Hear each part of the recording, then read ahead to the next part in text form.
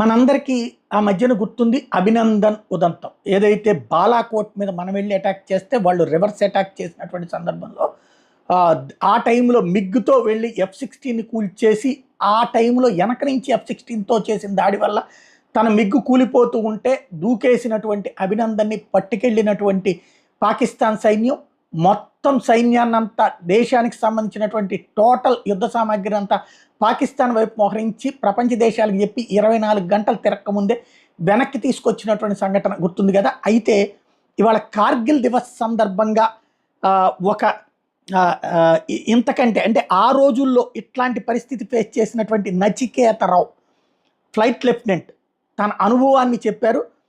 ఆ రోజు ఉదయం శ్రీనగర్ నుంచి మరో ముగ్గురితో పాటు ఫైటర్ విమానాల్లో టీమ్గా బయలుదేరారు.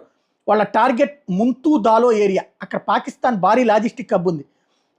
నచికేతరావు తన బాస్ రాకెట్లు కాలుస్తున్నారు. తను